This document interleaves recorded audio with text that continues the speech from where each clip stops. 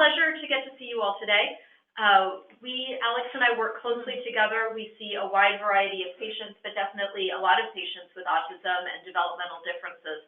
Our goal is for this, probably the majority of this presentation, to be fairly interactive, because our understanding is that your cohort is specifically trying to expand diagnostic abilities for people with higher level or autism throughout our state, because we are so underserved. And as a part of that, our understanding is that the goal is to be able to effectively send initial genetic testing, which we would define as a microarray and Fragile X. And so the hope for this session, and then we take notes for any gaps we don't cover on the slides today, or things that come up in the questions, and kick it into the next hour, is to really effectively equip you all to be able to understand and consent and follow up results for those tests. So, but to do that effectively, you're going to need to pause us if we are going over something that doesn't make sense, because the goal is not to get through the slides, it's to have whatever we talk about be useful. Okay, with that, let's go to the next slide. So these are some of the learning objectives. I think we'll get through all of them today, but we might not. So identify when to offer genetic testing and/or a referral to genetics. Explain the benefits and limitations of genetic testing for people with autism spectrum disorder. Describe general elements of consent for genetic testing that really need to be present in any genetic testing. And then potential results for cytogenomic microarrays. List necessary steps to send testing. That's where we may not reach all of that, because that's really what your office and you need to have access to send the testing. And then develop a plan for communication of genetic results. Next slide. Okay, this is just a cute graphic that describes some of the things you may see for some people who have autism spectrum disorder, depending on where they are in the spectrum, and then kind of going over some of the heritability. So we don't understand all of the genetic cause for autism, but certainly it runs strongly in families.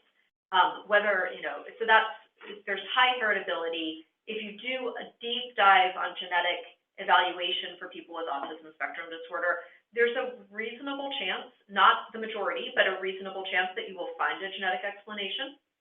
And then, strikingly, the American Academy of Pediatrics and also our academies for genetic counseling and medical genetics recommend genetic testing for all people with global developmental delay, intellectual disability, which is now changed to IDD, and I haven't learned all of the new acronyms yet, and/or autism spectrum disorder. But when you recommend genetic testing for all those patients and you already have a workforce shortage, that has to start coming into other settings other than purely the genetics clinic in order to really improve access.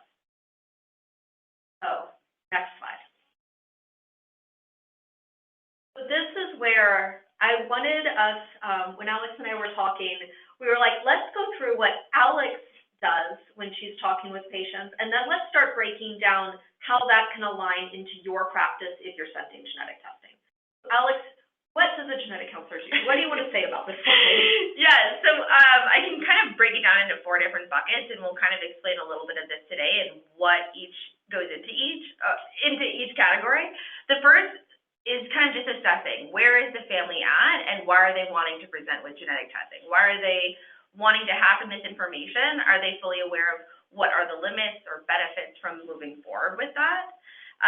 And then, of course, what do we actually discuss? How do we assess if there is a likelihood that we get some sort of answer? Not everyone with autism would be a good qualifier to do genetic testing, and so discussing with them what is their personal and maybe family history that could be helpful for identifying those individuals.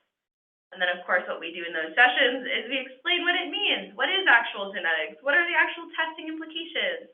We'll talk about things like informed consent, and then ideally making sure that we can make recommendations for families to get them connected to all those resources after a diagnosis. Next slide, please. So then, this is what a genetic counselor has when he or she goes into the session. We think you can do this too, right? So it's for all of us, we can expand our training and do new things. We maybe don't do the full scope, like I'm not going to be a developmental pediatrician, but I've learned a lot of child development over the years. So there's areas we converge into. So when we talk about assessing goals of a patient or the family, depending on kind of how old the child is and if they're more assenting, consenting, what are some of the questions you ask them to tease out what their goals are? Yeah, because I usually will start with something even broad of what maybe brought them in, and oftentimes families may not have a direct answer for that. So you can kind of be in different buckets. Maybe a family decides that they're an information seeker. They want to know just all of the aspects that could be possible, and they'd like to know every information that they can intervene with or maybe not even intervene with. And some families are saying, no, actually, it is just what are actionable. What are the things that I can actively do to change my child's care? And that's what they'd like to focus in on. And then potentially they're in this third bucket of maybe actionable, but then also wanting to know medical care information, and then they can also change their mind. Maybe they were previously information seeking, and then after hearing all this information, they need it narrowed down. So it's kind of through the process in the session that you realize, okay, what is it that they're wanting to get out of this information? How can it direct their care? Maybe it's just, hey, I just want to learn today, and that's okay too. If someone comes into you and says like, yeah, I'm just here because someone said I should have an evaluation, but I haven't really thought about my goals, do you have any questions you like to ask people to help them develop or understand their goals? I think some of that is what have they already been told? You know, I want to meet them with where they're at, and that's part of just assessing what they've already been knowing about. I might be more pinpointed about, hey, these indications in someone's medical history is why we're having this assessment, or why we can drill back into this is where we can get an answer, whereas not always, and someone's over there, they're not gonna always have that understanding as well. For those of you who are listening and have been sending testing or having those conversations with family members and with people with autism spectrum disorder, do you have any questions about how to develop goal questions or kind of any specific questions for Alex about this area? Because it is really important, but we can't undo testing. So before we do it, we want to make sure it aligns with the goals of the patient and family.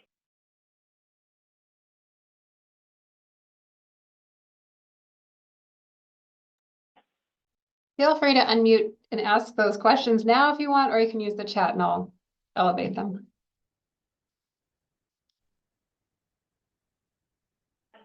Okay, good. I'm trying to remember to practice at least the 10-second pause so people can ask questions, right? If you have any others, you can type them in. We can see the chat also. It's for once, actually, it's visible while we're presenting. So then the other thing we kind of start with or go into after we've assessed what the goals are and you've developed some understanding of where people want to go is talk through a little bit of their personal and family history so that they can understand the role of genetics and autism. We won't go through in detail how to take a pedigree or family history. We will have a link to some good websites for that in the resources section. But what are some of the things you think are key aspects of a family history to get at when you're talking about sending tests? Yeah, I mean, broadly, you can think of, is there anyone else with a similar history? Is this the first time that this has been indicated, or is there a pattern, right? When I'm doing a family history, I'm seeing, are there multiple generations? Is it in a grandparent generation, in a parental, in a sibship? All of those areas where it's multiple areas of individuals affected across multiple ages as well. That's probably the easiest way to identify, yeah, there's a clear pattern going on. And of course, there can be genetic conditions where it takes a little bit from mom's side and dad's side in order to have those effects, and then it's brand new in a kiddo. Yeah. What happens if someone's like, well, my cousin's child has autism and my great-grandfather had autism? Like, when do you start to, as a genetic counselor, feel like this is a closer family history and when you're like, this is probably not something I would worry about as much? Yeah, that's a good question. So I think in terms of, we think of our core family in terms of first-degree relatives. You're talking siblings, children, parents. Those are going to be the folks that you have the closest DNA commonalities with. And as we start moving further out, we're talking grandparents, uncles, aunts, cousins, it gets less likely, and especially if there's so many individuals in that in-between that don't have that history, that it's less likely for us to get the same diagnosis among those two and not have it seen in others. And I think that's something that is not, like, from a social standpoint, families can be really close, but from a biological standpoint, it is more the first degree and up to maybe the second degree relatives you're really wondering about. Exactly. Okay. Any other things that you wanted to bring out from a personal or family history to understand role? That it's not always a determinant too, Yeah. in a lot of ways, just like how we don't know all of the factors that go into someone's diagnosis for autism. Your genetics don't dictate who you are, and same thing with your family. So I think there's a lot of other factors that influence what can kind of go into this diagnosis as well. Mm-hmm. One of the things I was thinking about, I don't know how to minimize that part of our screen, it's not a big deal, but one of the things I was thinking about for this part of the history from a safety standpoint is, a lot of people with autism, when they're in that early childhood, will have a temporary regression or maybe have some kind of speech development, and then in that 1 to 2 year range before speech is really well established, they'll go from using 20 words to 5 words. So there's that transient regression that I think all see a lot for people with autism spectrum disorder. But if you have a true developmental regression that extends beyond language or is persistent and progressive, like it's continuing to occur, that is typically a medical emergency. And so the degree that, again, there's that level of language regression that I think our neuropsychologists and developmental pediatricians will highlight routinely for us. But if it extends beyond that, that is a patient that you can still start doing all of this with. You also probably want to send a high priority referral to genetics or neurology to make sure we're not looking at a very rare subset of genetic disorders that can present with autism, but then irrevocable neurodegeneration. So that's just a highlight of, it's a different category of condition, but that first couple of months to year, it looks like autism spectrum disorder. It's not the same thing, but it'll overlap for a little while. I agree with Carolyn's message about talking further about testing, and we will highlight some of that in the consenting piece. But one of the things with goals for the patient and the family that you're assessing is that sort of that social dynamic, and if there's a high likelihood of being, much as we can tell, like self-blame or blame shifting, there's just some funny dynamics that occur when you're a parent in a family. So I don't know if you have great ways for how to get at that, but it is certainly something to be aware of, particularly in engaging in genetic testing, because if it's inherited, that can add a really challenging dynamic within a marriage. No, absolutely, and that is absolutely part of the consent process is assessing and saying, if we're identifying something in a kiddo, we very well will do confirmatory testing in all potential at-risk family members, which includes parents and siblings. And could this have been something inherited? And then some of that is even just assessing, is that information they want?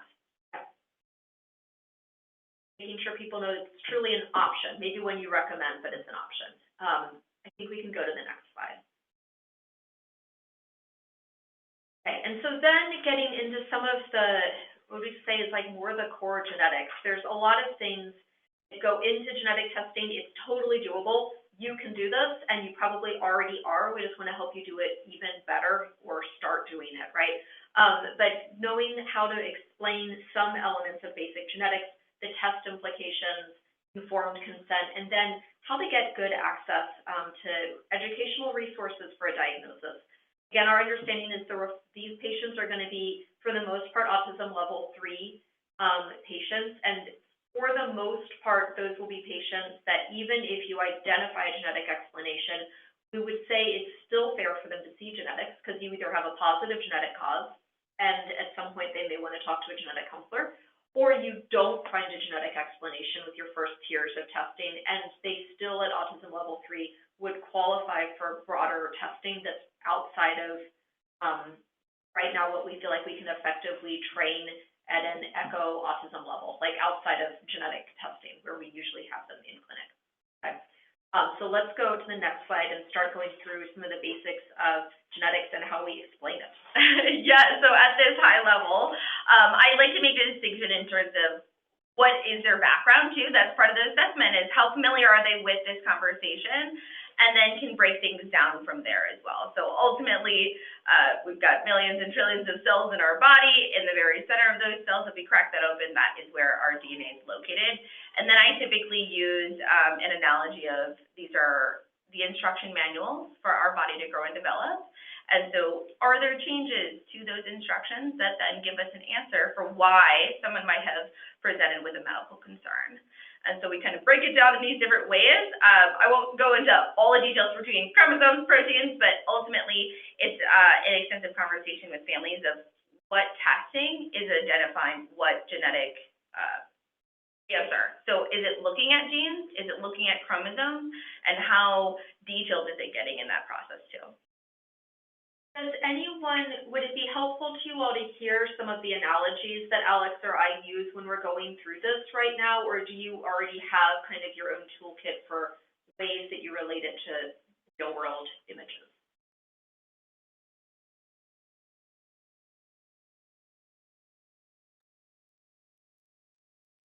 I would urge you to share some of your communication techniques. Yeah, Share your sure. pearls. Absolutely. Okay. So sometimes I'll ask if a family has like a favorite book that they like to read or a movie of some sort. Because when it comes to this information, it's literally, we're reading things letter by letter. So if I'm using a book analogy, it's saying, hey, we're looking at a DNA library. We're looking at the DNA library of XYZ person, and we are seeing, are all those chapters there? Are there any extra or missing chapters of information? That's essentially getting at, are there any deletions, duplications of the DNA that then alter how our instructions are then being read? From there, it's saying, you could have a positive result. So there's some alteration there that you can then identify in individuals. If you're using a movie analogy or even like a TV show analogy, we're looking at all the segments that are part of the show. We're not looking at commercials. We're not looking at all the in-between information. We're focusing on the core aspects of what is important for the body. And sometimes testing will look at just certain segments. We're not trying to look at all of the DNA library. We may even just be focusing on certain books or certain instructions. So that's at least a broad kind of explanation, and then I just try and relate it to them. So if it's like a specific TV show, maybe a character is missing from that show, or from a movie, it changes and alters that storyline, which is then obviously then impactful for someone's health as well. Within the book analogy, it'll be like you've pulled out a chapter, or you've printed the chapter twice. Maybe you printed one of the chapters into the middle of another chapter. So it's all of chapter 1. You read the first 3 pages of chapter 2. Chapter 1's in there again. And then the end of chapter 2. So it's a duplication, but not, it's disrupting something else. When it's a gene change, it can be that you have just a misspelling of a critical word. And I usually use really simple sentences like, the cat sat on the hat, and then if you change the H to an R and the cat sits on the rat, it's a very different action that just happened. So these mutations can really change the sense of a gene. Those are I think some of the ones. I use construction analogies a lot, where if you have a blueprint and you double print a page or you leave out a particular portion of it, that's not going to be great for getting the building built in a solid fashion. Next slide. Dr. Fleming, Yeah. this is Travis. Would you guys be able to post some of those little communication tidbits there for providers like as a therapist? You know, I don't have that medical background, so some of that can help kind of explain if they looking at having them talk to their physician around it, just kind of how that might help them. Yeah, just put a couple of those like keyword tidbits. I also linked a couple. There's actually a lot of really good YouTube consents. So we put one that it's a little hokey with cartoons, but it's also like a 5-minute pretty effective for microarrays in some of the resources at the end of the presentation. Oh, awesome. Thank you. That'll be perfect. So then there's these types of, right, exactly. You want to really get at what people's background is, because sometimes they can't relate otherwise. Generally speaking, you don't want to send a karyotype for autism diagnosis. So I'm going to just lead with that. You can go to the next slide, and I'll show you what a karyotype is for those of you who haven't seen it before. Karyotypes are arrangements of chromosomes. So you're counting how many chromosomes somebody has, and then you're looking at a huge level to see whether there's anything missing or extra. It is not fine-tuned enough for the diagnosis of autism spectrum disorder. It is excellent for the diagnosis of trisomy 21 Down syndrome and Turner syndrome, so aneuploidies, having a full extra or missing chromosome. But generally speaking, that's not going to be your question during an autism spectrum disorder genetic evaluation, and so a karyotype won't answer your question. So it's not a good first test. I just wanted to highlight that because it used to be the only test we had, so it got sent. It's not a good starting point in general, unless you think somebody has Down syndrome, and then it's a great test, right? Next slide, please. But the two tests that are awesome for this kind of conversation about evaluating for autism spectrum disorder is chromosomal microarray, which can also be called a SNP array or a CMA, and Fragile X. I put a line through whole exome sequencing because the consent for that is so involved. I really do think it's outside the scope of this training, and we've actually encouraged our specialist colleagues also to just refer patients if they want whole exome sequencing done to make sure patients are consented and aware of the pros and cons of the testing. We're going to do a deep dive on chromosomal microarray, and if we get through that, we'll hit Fragile X. Okay. So next slide, please. Okay, so in terms of a chromosome microarray, we've got our DNA structures. That's what we're breaking down here. We've got little segments that they're essentially looking at for these levels. Are there extra or missing chunks of information? That's the broad term of it. When it actually breaks down to in terms of these arrays, you can see that there's two different methods. There's a microchip and then the actual results themselves. So it's just more of the background of it. I don't typically go into this level of detail with families. Absolutely. If they are very interested in it and they've got a ton of questions, we can certainly break it down that way. But mechanistically, it's broadly looking at chunks of information that are extra or missing. And then in the consent process, because you're still looking broadly at the DNA, we can still get incidental unintended results, which we'll talk about for why someone may not want to proceed with testing as well.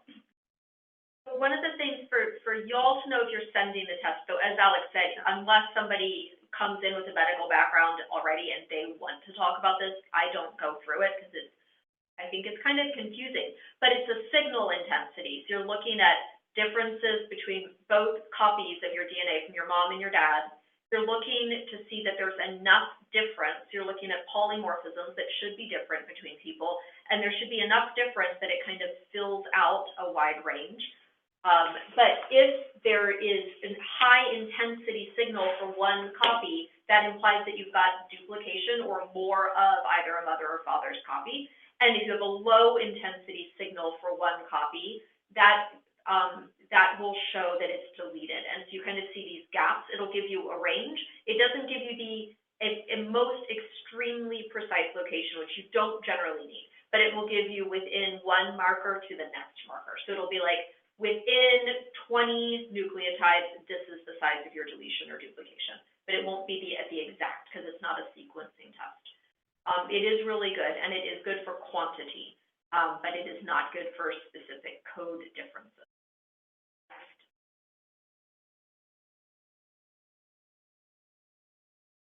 So, and then we're going to talk a little kind of again what a Fragile X test is, and we'll go back to microarrays and start using them to go through consenting.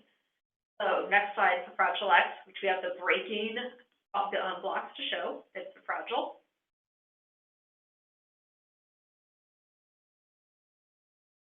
Perfect.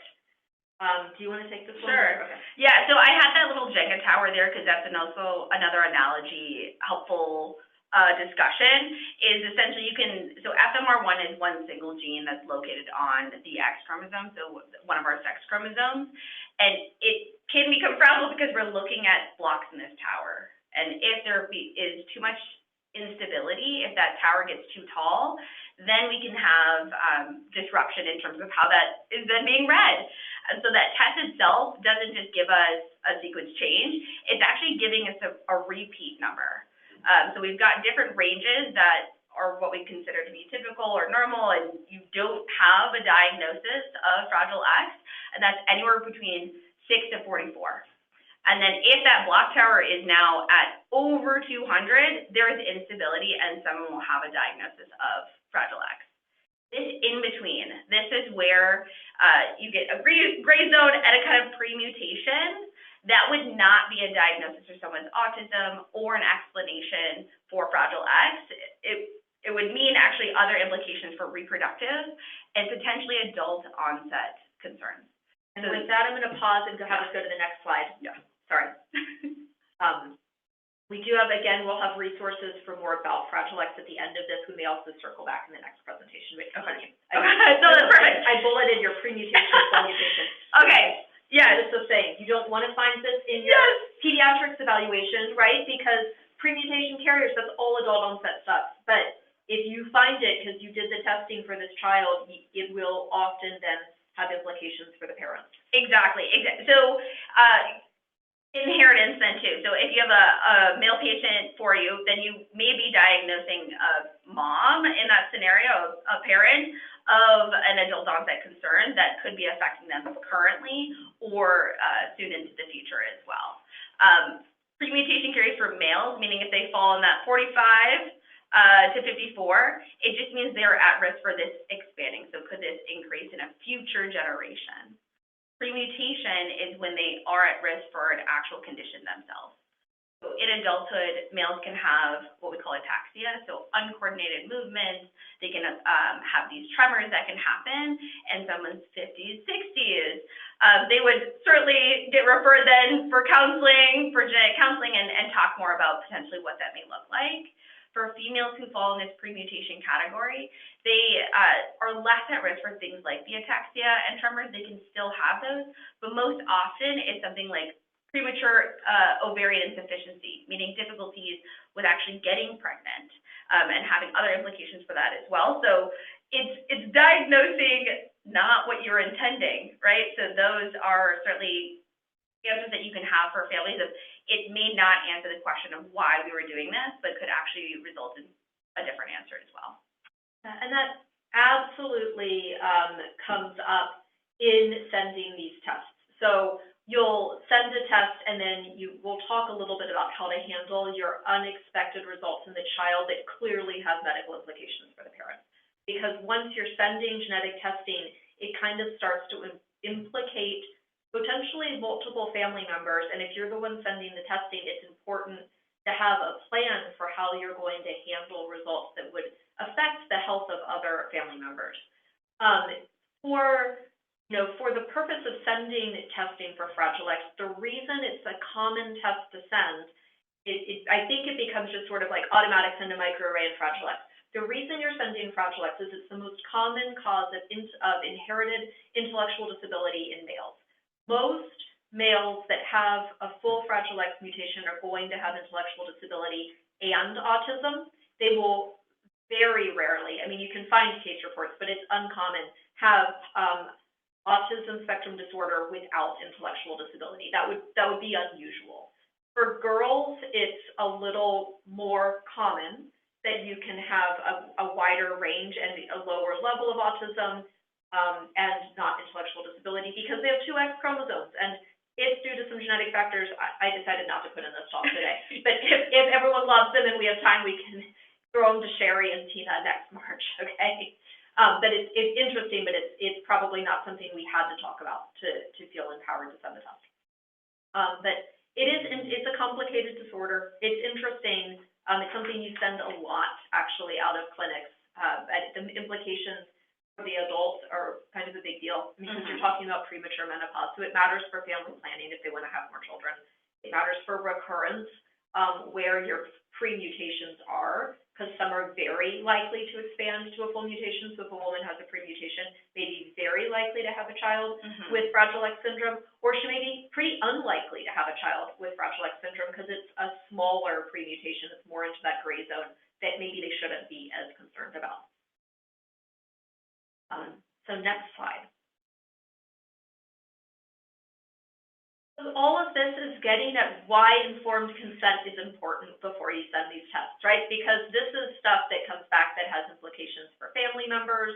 It may have implications for their insurance, for their long-term health care, how they think about themselves or their children. And so you kind of want to help people to the extent you can think through the future before it happens. We can't do that perfectly because none of us have crystal balls. But these are some of the things that you like to highlight when you do consenting. Yeah. In genetic counseling, the information is very non-directive, right? This is all voluntary for families to know. Obviously, we want them to be informed. So they were referred for a specific reason, we're recommending it for a specific reason, and then making sure that we can convey what is the intention behind that, but also what are they hoping to gain and match their goals for it. So ultimately, participation in doing the testing is voluntary if it's matching their goals. Making sure that they're certainly informed about those possible results, whether it's intended or even unintended. And we've got another slide that will kind of go into that in a bit more detail. And then making sure that we are really talking about what are the risks and benefits of this testing. I put in this other little note of, by documenting that there is informed consent, we can actually get typically more insurance approvals if you're having to go through a prior authorization process. So being able to actually list out what is the information that we discussed, possible results, what are the risks and benefits, family was informed, they didn't have questions or they had questions in these factors, that does help in insurance saying, okay, they are well informed, this is justified and medically necessary. Often it can hopefully get approved then too. Next slide. Here's some of the legal implications that's a part of any consent, and it doesn't have to be a deep dive, but you want to at least acknowledge this. In my experience, maybe yours also, Alex, a lot of people in our state are very cautious about things that could label them unless they're clear what the protections are and what the implications are. So I actually get questions about this anyway. Absolutely. So GINA is just what we call it for short. So that's a federal protection that's really within two areas, health insurance and employment. It means that if something came back positive, the family can't lose their health insurance because of that diagnosis. And then same thing from an employment standpoint, that positive result can't be used to hire someone or fire someone, or use it as some sort of pre-existing kind of condition in that sense. There are limits for that federal law, so it doesn't help with all insurance areas, specifically life insurance, long-term care, or disability insurance. And then even with those specific insurance areas, it also doesn't extend to things like military insurance or some federal government positions as well. So they have some access to be able to ask for that and potentially use it in some way if it has implications for the actual job itself. We're talking for the military and federal. There are some state laws that are protective. So specifically for Idaho, we have a state law that provides a protection that prevents life insurance, disability, and group health insurance from using genetic testing against someone. So using it to deny them a policy or potentially a cost related to that. And I've got a couple links there that are more information per state. So if you're practicing in another state or have life insurance in multiple areas, that may be helpful as well. So then to highlight, the federal law has been in effect for like 20 years now. Yeah, I think, yeah. And has been pretty stable. The state laws do vary, and so if somebody's moving and that's a key part of their decision making, they probably should be aware that that changes. I also haven't had I haven't had life insurance or disability insurances ask about this in different states, but they are legally permitted to in many of the states if they wanted to use it for rate decisions. Next slide, please. Then this is another way of kind of looking at some of the benefits and limitations of genetic testing. Yes, and I've even got some in the middle here. For some families, they'll see it as a benefit. For some families, they see it also as a limitation. So ideally, right, the goal is that we're maybe changing their medical care. Maybe we're giving them an answer for why they're presenting to medical care. Ideally, it's then guiding families. We can direct it based off of an identified result. The kind of in between, these gray areas, it could be informing risk for others. So are we actually diagnosing a parent with a risk factor here? For some, they're saying, I want all the information. So that is actually a benefit for me. And for other families, they're not wanting quite that much information or didn't realize the implication of what that might mean. Saying, hey, you now need to have your own referral to be seen for higher level of care. At the same time, there can be unintended genetic risks that we do. Things like a microarray is looking at more areas of, it's looking at all of the DNA information. Maybe we're trying to identify something for autism, but we find something different with the sex chromosome that then doesn't answer that autism question. That's an unintended genetic result. That's just at least one example, of course, or even things like you can identify if families are close, parents are closely related in some way that they didn't realize. So those are unintended results as well with testing, specifically a microarray. I think that, I think that's a good summary. We'll go back to some of those unintended results because it, and Michaela, I've seen your questions. I'm holding that to the end because it's complicated. So I want to get through some of these slides first, but it's a really good question. And then we're done at 1:30 solid, correct? I want to make sure we leave a couple minutes. So we'll go through probably a couple more slides and then pause. I think there's 3 more I wanted to look at for results-related vocabulary, and that will help us have a good discussion. So getting at what Alex was just saying, the microarray shows what we've said, copy number variations, so duplications and deletions. It's about up to 1 in 5 people with autism spectrum disorder that you would find something diagnostic on this test, certainly not higher than that. And that number is probably when you are dealing with people that have more of like autism level 3-ish, so with or without other things going on. Autism level 1, this doesn't seem to be as great a test from a diagnostic standpoint, though it is still often used. And it's showing quantity, duplications and deletions. And that may mean you may find a partial gene duplication or deletion, so just 1 gene. You may find 4 genes. You may find 100 genes. The size ranges, and because all of those genes have different actions, you could diagnose somebody, and all of these things have happened. You can diagnose somebody with a cancer predisposition syndrome in the midst of doing an evaluation for autism because you find out that they have a deletion of a gene that deletions predisposed to cancer, right? So that's why when you're consenting, you're talking about, we're looking for autism, we can't control what we find. We're looking for deletions of genes that are important for neurologic development. You're going to find deletions of anything because that's the way this technology works. The test is looking for differences between parent copies. And so if there's not enough differences between the parent copies, that's going to imply that the parents are related, whether or not they knew they were related. But it's a function of the technology of the test. It's not a reason you're sending it necessarily, but it will absolutely show consanguinity. It can also show similarities or overlap for other complex genetic reasons, and the report will usually go into that a little bit. But consanguinity has absolutely been detected, and sometimes it's family members from small towns in whatever part of the country or world where everyone's a little bit related, and sometimes it's truly a close familial relationship. But that's a part of the consenting. So next slide, please. So that highlights the next 2 slides, which are vocabulary of possible results, and then when you're getting the result, what that looks like on the report for vocabulary. Yes, okay, so broken down, it can kind of fall into 4 different buckets. Positive, yeah, we've got an answer, we've got a diagnosis, and that may be a confirmation of someone with a medical history and confirming we've got that genetic answer. It could mean risk for developing that genetic condition. So Dr. Fleming had mentioned you can find unintentional cancer risk. So it's not saying you have cancer, it's saying you could be at risk. You could also identify a positive result, but it's actually a carrier. So meaning, yes, this specific change leads to a genetic condition, but you need to have 2 both gene areas affected in order to be at risk, both copies, something from mom as well as from dad. So while it could be positive, it doesn't mean it's actually an answer for someone's health explanation, essentially, too.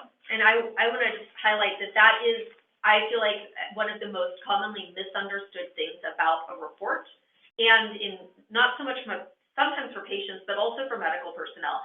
So if you get a report that says positive, you then need to read what do they say it's positive for, because that doesn't, positive and diagnostic of a condition for a patient are weirdly not the same thing. Positive means there's a genetic finding that can cause symptoms in the right combination or circumstances, which gets a little bit at Michaela's question of can genetics predict autism? There are very few genetic findings that are 100% reliably linked to the development of autism spectrum disorder. There are some that are probably very strongly correlated, but I don't know of ones where there's no exceptions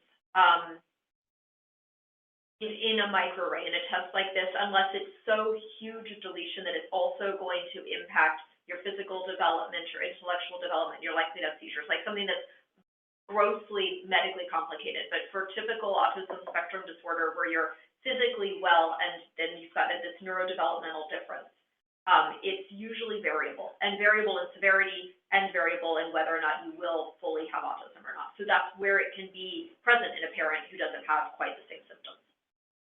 And then on the opposite spectrum, it could come back negative. Obviously, this is not negative for all genetic conditions. It may be specific to that test. So it's saying that there was not a reportable finding. We did not find a genetic change based off of this test. Maybe it was for Fragile X. So it's is it negative just for Fragile X? Is it negative just for copy number variants? It could mean that there could be a different genetic explanation. It could mean that this individual has a genetic explanation, but was a limit of this test. Or it could be other factors related to why it was actually negative.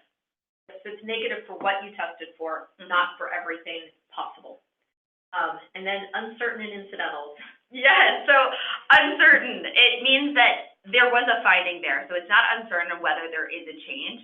It's uncertain about if that change is actually impactful. Is that change an explanation for this person's history? Or is that change just normal variation? Did we find it because we were looking? And so that's just a change that needs to sometimes may be able to be clarified with additional testing of parents, of close relatives, of unaffected, of affected individuals. Oftentimes the report will have recommendations of this specific change we do recommend testing parents, or it doesn't qualify for that as well. Not always is testing a parent or sibling going to change the classification. Oftentimes it takes many, many individuals with clear diagnostic history, medical history, to change these uncertainties. Ideally, over time, you don't have any of these uncertainties. They're easily positive or easily negative, but it's, just a limit of our knowledge, and these will certainly come up with testing as well. Mm-hmm. And I think the possibility of an uncertain and then incidental, which we've already talked about, is you find a gene that's deleted that would be predisposing to cancer, or you find out that somebody has a deletion of DMD and they're male and they're probably going to develop Duchenne muscular dystrophy, but that is not why you did the testing. But they're young enough that they haven't manifest. So you incidental findings are you just find something that is a true genetic thing that probably will have implications for them, or could be a carrier, right, a risk for developing the condition, but it's just not why you're doing the testing. So those results are the reality of that is part of your understanding as a medical professional, so that when you do consent, you can make sure people are aware that you can't control what comes back, and there's things that could be unexpected. And then going to the next slide shows you the vocabulary that is going to be on your test report for how a variant is classified. And I should say, on your test report, kind of. The benign and likely benign don't go on test reports. The uncertain, likely pathogenic, and pathogenic do go on test reports. But there's 5 categories for genetic variants, because we're all very similar genetically. We also all are very different. And so all of us will have many likely benign and benign variants that are just variations in being a person. They don't go on reports, but they exist. So if you ask someone to give you every variant that was seen on any kind of report, it's pages long. When they first started to send microarrays, we knew less about human disease and human genetics. And so you would get like a 2-page list. I've looked at old reports, it's fascinating. Like a 2-page list of the deletions and duplications that were seen in this person. That same test on the same person now, you might get 2 things on it. Because we've learned that most of those were benign or likely benign variants as part of being a person. They don't go on the report anymore. Anything we don't know how to interpret is what Alex was just saying, is that uncertain. And then anything that there's really good data or evidence, and everyone likes these true crime shows right now. So I talk about evidence and criminal investigations a lot when thinking about genetic variants. The uncertain, it's not enough evidence to convict. And it's not really enough evidence to say for sure they're innocent, right? We just don't know. The likely pathogenic is like probable, pretty strong. It's not an eyewitness. You don't have a video of this happening, but it's like pretty likely and it's going to be enough to convict them. And pathogenic, like they confessed and 3 independent witnesses saw them do it. You know, like you know that it's the cause. Anyway, yeah, people like their crime shows at this particular juncture in history. So going to the next slide. This gets back a little bit to what Alex was just kind of saying. Before you decide if a likely pathogenic or pathogenic variant is causative, you have to know, is that variant in a recessive condition, a dominant condition, an X-linked condition? If it's recessive and you only have 1 likely pathogenic or pathogenic variant, you're a carrier. If you are not necessarily affected. So it's the variant and the inheritance. That's what's going on with the person too. Okay. And let's see, I think the next slide we're skipping because I decided we don't have enough time to do it justice. That's it for the next one. And then I want to pause here. We have 8 minutes left of our presentation, and there's maybe 3 other slides, but there may be questions that are higher priority than going through these slides. So tell us what you want to do, or do people have burning questions? If not, we're going to kind of truck a little bit further. Yeah, I think this is a great pause time for it. And again, you can just unmute or you can put those in the chat. Okay, we have another question. Thanks so much, Michaela. Can genetics disprove autism? Michaela, you got good question. So what you're getting at is, what is the value of a genetics diagnosis for autism? It does not prove autism, and it doesn't disprove autism. So autism, in my perspective, and I will defer to people that are greater experts than I am, is a clinical diagnosis. Genetics can help provide an explanation or a predisposing factor for autism spectrum disorder, but it can't, outside of the clinical picture, diagnose you with autism, and it can't typically disprove autism. It may raise a question of whether somebody has autism without other neurodevelopmental things going on, but that's not quite the same thing. And so we're in an era where you can really have 2 diagnoses for the same picture. You can have a molecular diagnosis and you can have a clinical diagnosis, and they can go hand in hand. And sometimes it's helpful for describing the patient and getting them the resources they need to give them both diagnoses, to say molecularly, this is the genetic change that I see. Clinically, have a picture that goes with autism spectrum disorder, or you have a picture that goes, you have microcephaly, or you have short stature. Like, you're naming what you see, and then the genetic diagnosis may or may not give the genetic trigger or explanation for what you see, but it's usually a dual diagnosis.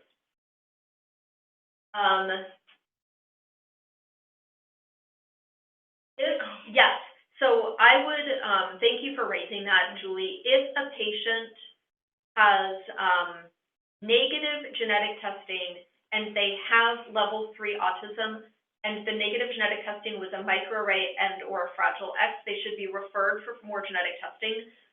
It is, again, something I strongly recommend be done through a genetics clinic at this point, because it's whole exome sequencing in the consenting you can't undo information, and it involves parental samples. So it's, I think, really important that be done properly.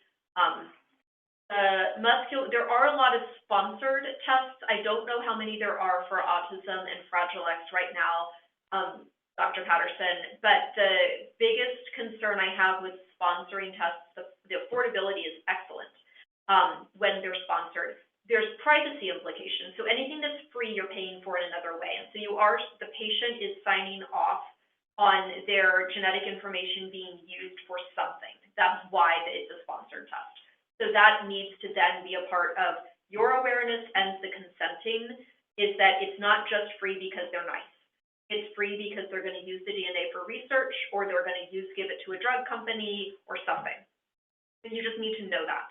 And then it is very important that that it's still consented. So I would argue strongly that this was kind of when we were figuring out how to do this. I was like, we can talk through how to effectively consent microarrays and Fragile X testing. I have a lot of concerns about the effective testing, consenting, and interpretation of different gene panels based really on observation, without throwing any of us under the bus, because we all say and misunderstand things at times, but of like really confusing interpretation of genetic testing reports. And one of the reasons I asked for the patient to be referred if they have autism spectrum disorder level 3, whether or not you send a test, and really as you're sending the test, is our wait list is over a year. So if you get a positive result, that doesn't mean I can schedule you or Alex can schedule your patient in 2 weeks to talk through those results. That makes sense. Like, you're doing the testing means you also need to be able to own the implications of the results for 6 to 12 months minimum. And that becomes increasingly challenging depending on what the results are.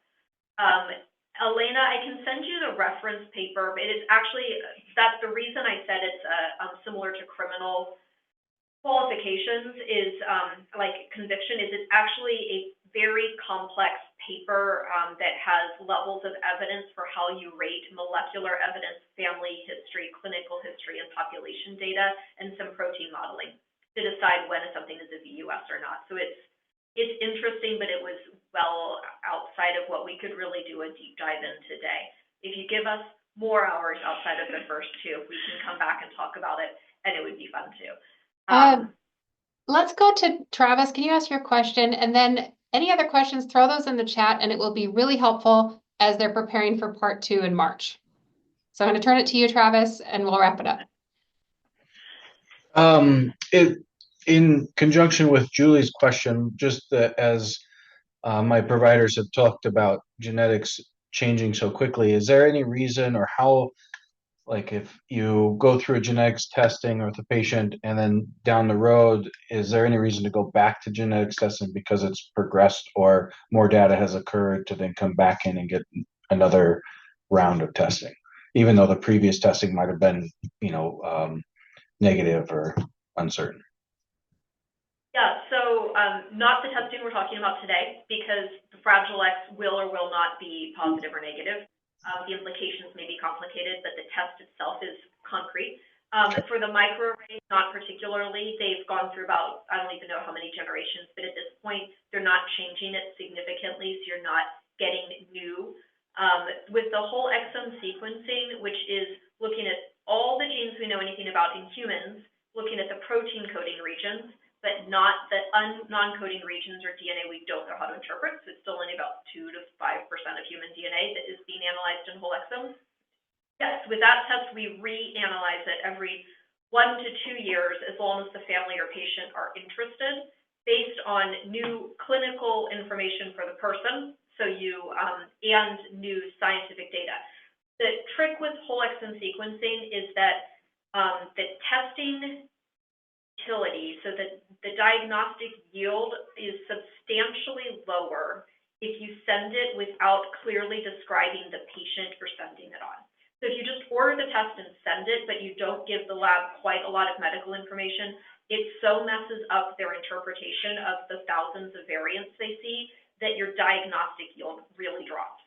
And so there's again, a few different reasons. It's not just like protective of profession, but like there's a few reasons I've been like, that is not the test I want being sent through primary care or through most of the specialists right now, unless the patient has an incredibly concrete picture and the person sending it has been willing to go through some substantial extra training, because I worry more about getting negatives and assuming it's negative when it's more because of the way it was done.